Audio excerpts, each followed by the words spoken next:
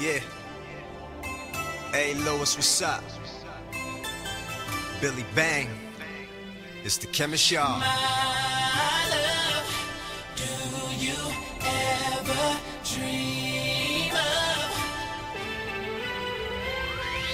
Have you ever loved someone so much you thought you'd die? Giving so much of yourself, it seems the only way. Tell me what you want now, and I will give it to you. Cause you are my love. Do you ever dream of candy, cold raindrops? You're the same, my candy rain. My love, did you ever dream that it could be so right? I never thought that I would find all that I need in Had to let that rock out. Had to let that rock out. What's going on, y'all? Welcome to another episode of the Tariq Elite Radio Show. We are live right here in Floss Scandalous, ready to chop it up, ready to do our thing. Glad to have everybody tuning in. We're going to chop up some real good game on today's show. I want everybody to call up at 818-850-5404. Today's topic, we're going to talk about, should women give advice to men about dating, or should men take advice about dating from women? That's today's topic, and I want everybody to call in and chime in on that, and we're going to get deeper into that right after these commercial messages right here on the Tariq Elite Radio Show. And don't forget, everybody, go to TariqElite.com to get all the clothes and gear. That's TariqElite.com. We'll be right back. Do you want to get some real good game by this generation's version of Iceberg Slim? Well, you need to check out my boy Boss Hog Macaroni, also known as Kevin Derrick Gentry. You can get all of his books at Amazon.com. Kevin Derrick Gentry also offers one-on-one coaching and counseling for that good game. You can call him directly at 404-207-5640 or 1-800-235-0851. Or check out his website, BecomeRichFamousFast.com and XPimpTellsAll.com. The new album by my man, Mr. Bi-Weekly, it's called Mr. Bi-Weekly Volume 1. It's available right now on iTunes, Google Play Store, and Amazon for instant download. It's also available on Spotify and all the other streaming websites. Google Mr. Bi-Weekly and follow him on Twitter, Instagram, SoundCloud right now, and get the new mixtape called Mr. Bi-Weekly Volume 2. That's going to be available this summer 2014. Beyond Beauty Boutique. You need to let Beyond Beauty Boutique maximize the beauty in you, delivering the best in Malaysian, Brazilian, and Peruvian virgin hair. You can get top quality hair at an affordable price. Get 10% off and free shipping right now at virginhairbundles.org. Again, that's virginhairbundles.org. You are now tuning in to the King of Game, Tariq Elite on Tariq Elite Radio. What's going on, family? We are back right here live on the Tariq Elite Radio Show, and I am your gracious host. My name is Mr. Tariq Elite, also known as Tariq Nasheed, ladies and gentlemen. And we're going to chop up some real good game on today's show. Don't forget, go to HiddenColorsFilm.com to get the hit documentary series Hidden Colors 1 and 2. And go to iTunes, and you can download Hidden Colors 1. You can get that. You can rent it on iTunes, and you can download my movie. My movie is called The Eugenist, the horror film. You can still get that at iTunes. Download that right now. And Hidden Colors 3 will be available coming out in theaters this June. So I will keep you guys posted on that. Let's get some calls real quick and see who's on the phone. What's up? Who's calling? Hello? All right, family. Now, when y'all call up, y'all got to be thorough. I need y'all to call up and be thorough. Hello? Who's calling? Hello? Yeah, this person keeps calling. They're not saying anything. Y'all messing the flow of the show up. I'm trying to keep the show flowing. I'm trying to keep the vibe flowing on the show. We're going to take a couple of calls. Again, like I said, the phone number is 818-850-5404. That is the number to call in on the show. And I want to get some opinions about the topic we're going to talk about today. The topic today is, Men get advice from women about dating and relationships. What's up? Who's calling? Hey, what's going on, Tariq? This is Busy calling out of Brooklyn. What's up, Busy? How you doing, fam? I'm good. One thing I want to shout you out. We look forward to Hidden Colors 3. The Brooklyn, Manhattan, the whole city is buzzing about 1 and 2, especially after 12 Years a Slave and all of that publicity you got this weekend. Yes, indeed, man. Yeah, and I'm going to talk about 12 Years a Slave in a minute, man. But much respect to you, fam. Thanks for the call. All right, who we got on the phone? Okay, the phone calls. Okay, I was going to take some calls, but now I got a flow. I was going to take a lot of calls today, but everybody's hitting me up with the goddamn Boost Mobile prepaids, and people's phones are janky. But I do want to touch on, my man said something about 12 Years a Slave, and 12 Years a Slave won very big at the Oscars this year. It swept at the Oscars this year, and a lot of people are buzzing about that. And a lot of people are talking about the one of the supporting actresses. Her name is Lupita. I can't pronounce her last name that well. Nyong'o, I think that's her last name, but very beautiful sister. And people are just buzzing about how lovely she is, and she's like the rave of Hollywood right now. And a lot of black folks are now co-signing how beautiful she is, and this is very interesting. Black people had to wait on the white cosign in order to start giving this sister light, because there's always been very attractive chocolate sisters out there, but black folks had to wait until the dominant society gave it the cosign so they can start co-signing. Now a lot of people are on this whole thing about how fly she is for a dark lady, and there's other sisters who are fly. You've had your Kelly Rowlands, Tika Sumpters, you had women like that out there, Gabrielle Union doing their thing. So the chocolate sisters have always been doing their thing, but now that the dominant society is co-signing this sister, now a lot of black folks are really putting extras on it. So that's very interesting. We still have this thing in the black community where we have to get approval from other people to like or dislike something. That's something that cats got to shake. We should have been acknowledging and giving props to the chocolate beauties out there, because there are a lot of them. We don't have to wait on anybody else to give us that cosign. And what's interesting about that, at the Oscar Awards, they keep wheeling out Gabby Sidibe. They're not going to let the sister just shine by herself. They're not going to let just one fly sister take all the shine. They're going to have to offset it a little bit by wheeling Gabby Sidibe out. And I'm not trying to beat up on Gabby Sidibe, but it's just very interesting why they keep wheeling her out at all of these award shows. Gabby Sidibe, she hasn't really had no hot movie out in a long time. Precious, that was like, 5 years ago? So why do they keep insisting on bringing this woman out for every award show, other than to secretly clown? So we got to acknowledge what things are. We got to see how the game is played out here. And another thing, they keep bringing out the dude who was in Captain Phillips, the guy who played the Somalian pirate. And I talked about him on my Ustream show Sunday. And there were some Somalian brothers and sisters who got upset with me. I had some fake Negro outrage on Twitter. There was some Somali or Somalian, however you pronounce it, some Somalian brothers and sisters who were a little bit upset because I was clowning the dude from Captain Phillips. Now, for those who don't know, the movie Captain Phillips starred Tom Hanks, and it showed the real life story about the Somali pirates and the little fight they had going on over there. And this actor, they cast him as the lead, one of the leads in the movie. Well, basically he was a prop in the movie. And there was a story that came out. I can't think of the guy's name. He has a very difficult name to pronounce, but he played one of the Somalian pirates. And he went to some of the media outlets kind of complaining that he has no money now. He was talking about how Captain Phillips has grossed like $55 million.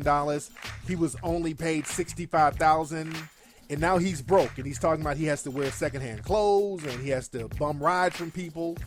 And I made some jokes, and it was just jokes, on Ustream about what the fuck did this dude think he was going to do as an actor. He basically played a stereotype.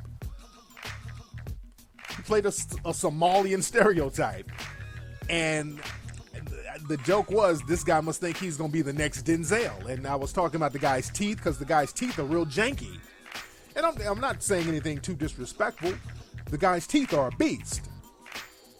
And the guy's walking around the red carpet with them teeth. And when I saw Captain Phillips, I thought all of that shit was like special effects. I'm looking at it. I'm like in the movie theater, and I'm looking at this dude's mouth, and I'm like, damn, the special effects department was off the chain when they did this motherfucker's makeup. I mean, this shit looks real. And then I saw him on the red carpet smiling with them teeth sticking out. I'm like, God damn, that's that brother's real teeth? So like, I was talking about it, and some Somalian cats and females got mad at me. But the thing is, if this dude wants to be a serious actor in Hollywood, he has to get his grill fixed. I mean, and I'm mad that y'all didn't tell him. Somebody should have pulled this dude to the side and said, hey, look here, bro, that grill is not the business. Now, if you want to get some real work out here, you got to really do something about your mouth. You can't get no acting roles with a mouth like that unless you're going to keep playing a Somalian pirate or you're going to play Bullwinkle or some shit like that. But you can't get nothing done with your mouth looking a beast. So they should have got mad at themselves for not telling this dude that instead of getting mad at me. That's what that dude needs to hear. That's why he's not getting no acting work. Got to get your grill together. Hell, let's get a little love fund for his mouth. Let's pool some money together and get something done. I'll put some money on it. I'll help get his mouth fixed. That's for real. But right now, that motherfucker looks like a beaver with an S-curl.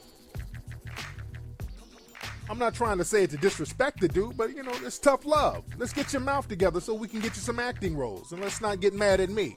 And I find something very interesting about some of these Somalian cats who were kind of mad at me because they were kind of making some real slick marks about you black Americans. I noticed that theme. A lot of these so-called Somali people who were mad at me, they kept making these slick little marks about black Americans, and that's something that we have to address too. Because a lot of Somalian cats and some Ethiopian cats too, a lot of y'all come over here, man, y'all get real funny style with African American people. Y'all really distance yourselves from African Americans. I'm not talking about all, because I have a lot of Ethiopian and I have Somalian fans and listeners in the whole 9 yards. I'm not saying all, but there are some, and in many, a significant amount, who act real funny style to African American people. We got to acknowledge that. And African Americans, we reach out to all our African brothers and sisters. We don't trip too much. I mean, you got some dickheads out here who try to talk slick, but for the most part, you know, African Americans, we do reach out to our African brothers and sisters. But a lot of Somali cats who come out here, Somalian nationals, you know, you stick to your own community, which is fine. But then there's this disdain or this looking down upon African Americans. Because truth be told, a lot of y'all cab drivers, especially on the East Coast, like in D.C. and New York, who don't be picking up brothers, it'd be a lot of those Somalian cats. Truth be told. A lot of those discriminating ass cab drivers are straight Somalian and some of them are Ethiopian. Y'all be the main ones passing brothers up. And that's partially because many people who like Somalians and Ethiopians are classified as white. A lot of people don't know that. Y'all look that up if y'all think I'm bullshitting. A lot of Somalians and many Ethiopians are classified on their driver's license as white. So a lot of times when people get that white classification, immediately that mindset switches. That's something to think about. Just think about that. Real heavy stuff there. Let me see who we got on the phone. What's up? Who's calling? Oh, what's up? This is Eddie from Louisiana. What's up, Eddie from Louisiana? How you doing, fam? I'm doing pretty good. I'm surprised I came straight through. There you go. Hey, what's on your mind? Hey, well, first off, man, I want to give you a shout out, man. Brother, ever since I started listening to you, completely changed my life around. I got out of a bad relationship. I ended up getting a better job, man, got on my grind and really got out there hard because I had a little girl and I want to be a better father towards her. So I made some tough decisions, but it's been beneficial in the end. Oh, that's what's up. Now, where you working now? I work offshore on the oil rig. Oh, that's cool in the game, man. Good for you, man. And big ups to you taking care of your kid and all that stuff. That's real talk, man. I had a quick question for you, man. Go ahead. I'm a part of this little group on Facebook, and in August, they're taking to Aruba, but the ratio of women gonna be like 70-30, man, to brothers. Like, how do I approach it? Because I'll be one of the few dudes on the trip. You know what I'm saying? Well, dude, you need to get it in because when them women get on that island, I've been to Aruba. Aruba's beautiful, man. When you get there, they're gonna be ready to mingle and get it in and enjoy the romantic scenery and all that. And if I were you, I'd take advantage of all that, nigga. I'd be running around that beach like SpongeBob in my damn swimming trunks, dropping them shits on their ass every 5 minutes. So you better get it in, dude. So you better have a good time out there, man. You're gonna be like a kid in a candy shop. They're gonna be cooperating. You feel me? So start getting your pull-ups and sit-ups on, so you can be getting get your little swole on. You dig? Hey, you know what? I've been already on there. I said, man, I got that Infinity workout on lock right now. I said, I got to get that in, man. Nigga, you better tilt, tuck, and tighten before you go out there, man. Yeah. And my last question, man, I did not mean to cut you off. Are you going to be doing any lectures soon? And I'm being Sacramento at the end of this month. Any hot spots in Sacramento to go to? That I don't know. I haven't been to Sacramento in a long time, but I do have some lectures coming up. Like the University of Northern Colorado, I think they're bringing me out in a couple of weeks. Well, next month, I think. And a couple of other people we're working out some stuff, and I might be doing something in Atlanta. But I'll keep you posted, definitely, bro. Thanks for the call, man. All right. Yes, indeed. Yes, indeed. Speaking of Atlanta, man, did y'all hear about the Klan rally that was in Atlanta yesterday? There was a Ku Klux Klan rally in downtown Atlanta. They had it on like Martin Luther King Boulevard downtown, like in front of the courthouse, I think. I think it was at the courthouse, but it was a Klan rally right in downtown Atlanta. And what's interesting is that, from what I understand, I may or may not be wrong. I asked some people on Twitter, but no national news channels covered that. I didn't see nothing on CNN or Fox or nothing about this damn Klan rally in downtown Atlanta, and I think that's very significant. There's a Klan rally in Atlanta in 2014, and the only reason we know about it is because people had their camera phones and they posted a few YouTube videos up, and I know they posted something on WorldStar, but there was no national coverage of this, and that's very interesting. Because the thing is, right now, we know that the media is pushing this post-racial great melting pot thing, which we know is a farce because we have all of these cases of black people getting legally killed and lynched in this country with the Trayvons and the Jordan Davises and all that. So we're not post-racial, but that's the image that they're trying to portray. Just like with that Tanning of America show, this whole image of one nation under hip-hop and all that stuff. And they straight up buried that story about the damn Klan rally in downtown Atlanta. Y'all look that up. So the thing now, man, is very interesting. What's happening in our culture, a lot of white supremacy and white racism is being hidden, and emphasis is being focused on so-called black intolerance. You notice whenever they want to talk about intolerance, black people are the ones being thrown under the bus. Like the NFL, they have this whole new thing where they're going to ban the N-word on the field because the black players say it among themselves. So we're looking at them like, really? That's what you want to take a stand on, NFL? Black players have been called nigga by team owners and fans and other teammates for years. Now y'all want to focus on the N-word and ban it? I mean, if you look at sports in general, black athletes have had to endure white supremacy on a level that's unimaginable. Go look at the movie about Jackie Robinson, the movie 42. He had to be called nigga day in and day out. This man was called nigga every day. Hank Aaron, another baseball player. Hank Aaron is in the Guinness Book of World Records for receiving the most death threats for a private citizen. He almost got 1 million letters in death threats because he broke Babe Ruth's home run record, and a lot of white folks didn't like that because Babe Ruth was supposed to be the greatest player, and Hank Aaron just shitted on his record. And Babe Ruth wasn't the best player back then because they weren't letting the best play. But it's just very interesting that now, after black folks have been called nigga, coon, every name imaginable, now they're going to ban the word when we say it amongst each other on the field. That's very interesting. That's extremely interesting. And again, this whole intolerance thing that they're putting on black folks, I keep hearing this theme about black folks being homophobic and the black church and all that stuff. And I really get offended by that because you guys heard the clip I played last week of that pastor in Tennessee. And again, that wasn't rare. There's a lot of pastors around the country who get down like that. There's a lot of pastors around the country who get down, a lot of churches like that. They don't have no kind of tolerance. Black folks are the most tolerant people. Like, you can't go to certain churches in middle America if you're not a certain type. They'll let you know their whole sermon, and God is going to come down and strike down the Jews. God is going to strike down the Negroes. God is going to strike down the Mexicans. God is going to strike down the lesbians and the Democrats. I mean, they are talking crazy in some of these churches. Black church ain't like that, man. You come to the black church, we welcome everybody. We don't give a damn who you are. We welcome white folks, Mexicans, lesbian, gay people. We welcome anybody. We're very tolerant, especially in the black church. Nothing is more tolerant than the black church because that's our humanity. The black church is all about, you come as you are. You accept people. It's really about acceptance. And black people, we normally practice things in its purest form.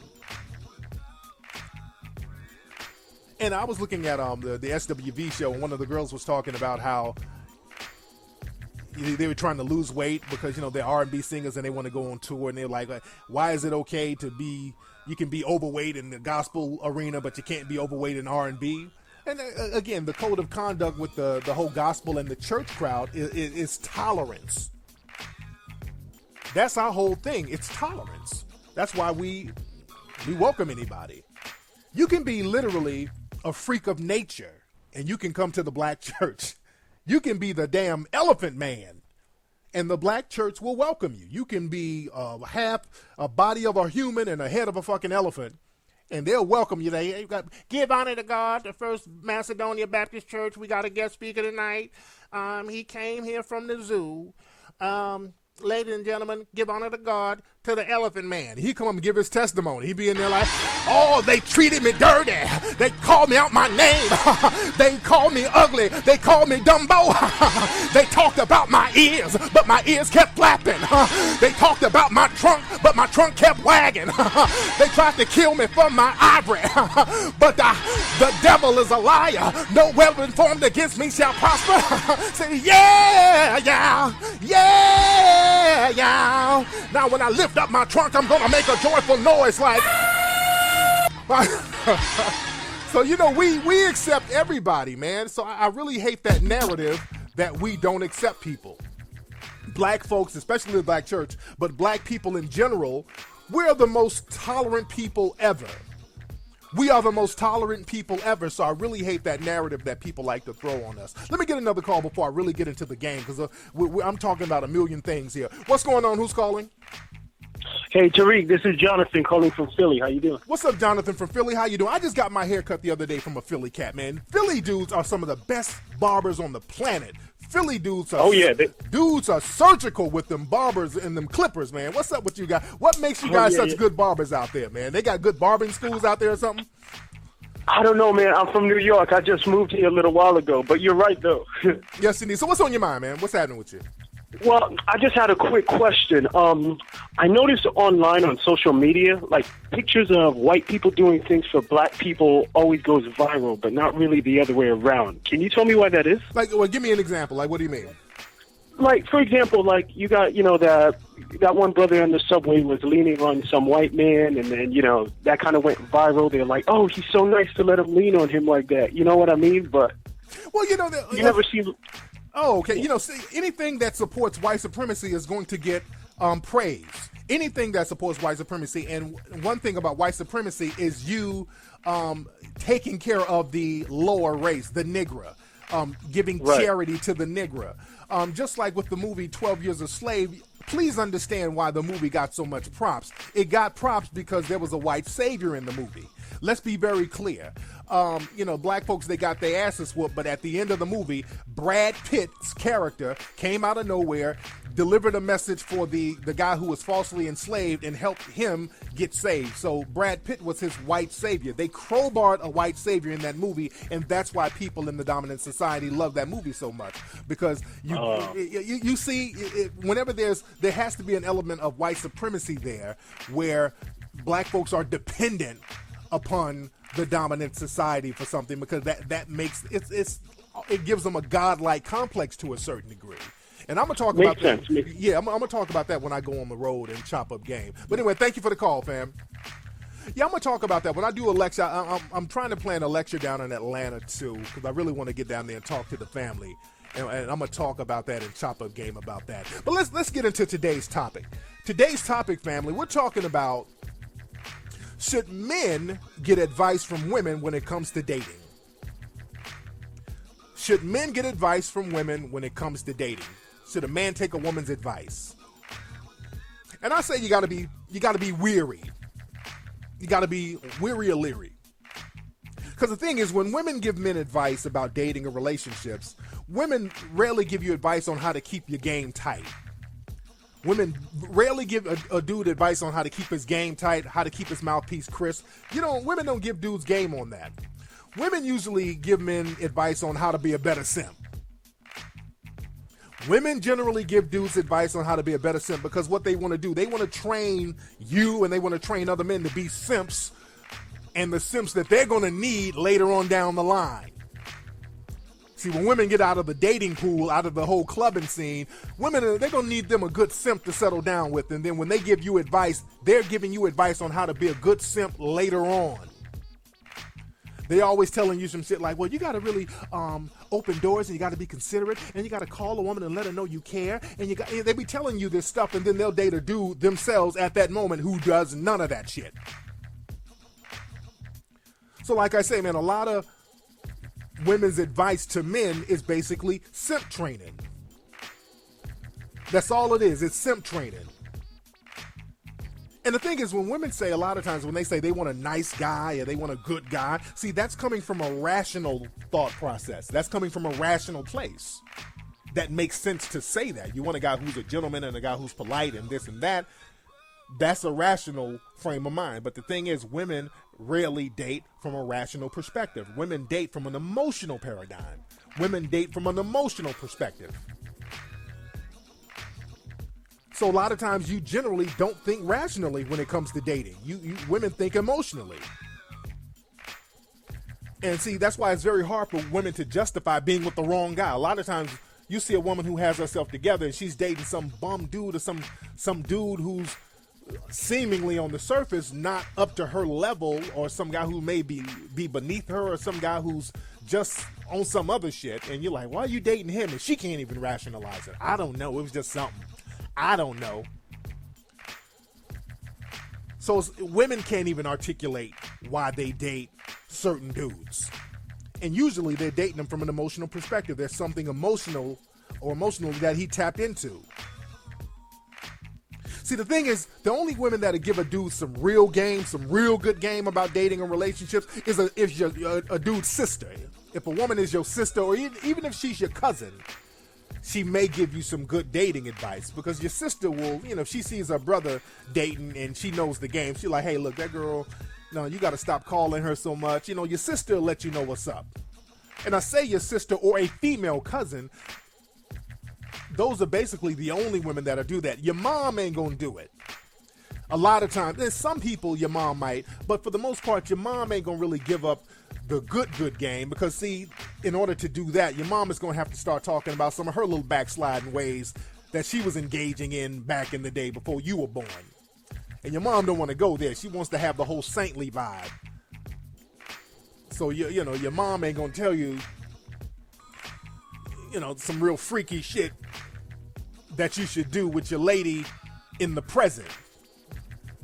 Your mom ain't gonna give up too much game, because that's gonna expose some of her ratchet behavior from back in the day. But again, it's your sister that's gonna give you some of that good advice. If you have a sister. And I'm just giving you an example of some of the women that's gonna give you some good dating advice.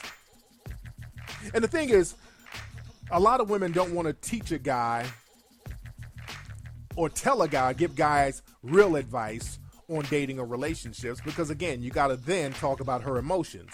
And again, emotions are fickle. Emotions are all over the place. Emotions change like the weather. And the thing is, when a guy taps into a woman's emotional area, When a guy taps into an emotional vibe with a woman, when he gets that emotional connection, see, a lot of times dudes can control the women to a certain degree. When a dude can tap into your emotions, ladies, dudes can control you. And fellas, you can control women to a certain degree. I ain't talking about control her like she's a robot or whatever, but you can control the direction of the relationship to a certain degree. You can control the direction of the relationship, meaning that you can't be dominated. Because in relationships, there's always going to be one person with a slightly upper hand, at least a slightly upper hand. And because that brings somewhat of a level of balance to relationships. Not too much of an upper hand, but just a slight upper hand.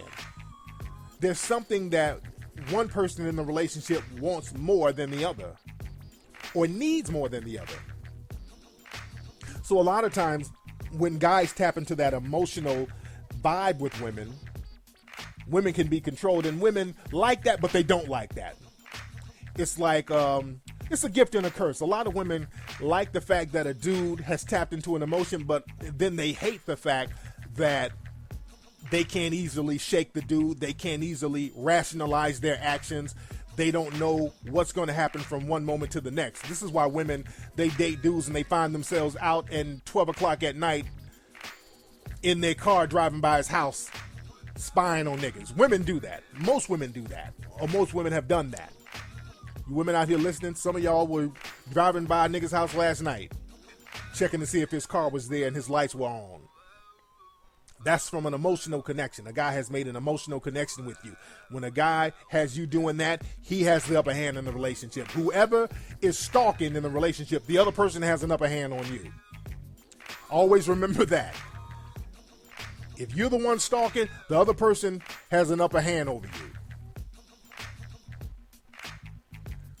So the thing is, it's all about women training guys to be simps. Women are not going to teach a dude how to control him. People rarely teach other folks how to control them. So this is why you got to be very wary of advice given by women. I've seen a couple of women come out with relationship books and dating books, and I try to see women give advice to men, and all of it is simp training. It's all simp training. Well, you got to be nice. You got to hug your woman. You got to hug her 2 times a day, and then you got to buy her flowers, and don't forget about her birthday, all that shit. And then when women give advice like that, always ask them, where's your dude now who's doing all that? Ask them that. Because if you notice, a lot of women who say that, who give all this dating and relationship advice, every time I look, most of them are single. Have you noticed that? A lot of women who give men relationship advice, many of them are single. I've noticed that all across the board. See, my thing is, if you give advice on something, you got to show that you getting down like that. Like, I got a fly lady. I always keep the fly ladies, not to brag. But, I practice what I preach. You dig? So when I see other people talk about relationship advice and what you should do to get a man and keep a man and all that, and then you don't have one, that's very interesting. Very interesting. Always think about that. Let me get a couple of more calls before we get up out of here, family. What's going on? Who's calling? What's up, Tariq? This is AB from Orlando. What's up, AB from Orlando? How you doing, fam? I'm doing all right, I just got a little quick question for you, boss. What's up? What's on your mind? Not much. I moved to Orlando from Miami about a year ago, and I got a little shorty that I've been dealing with for a couple of years and whatnot. And I started my own business.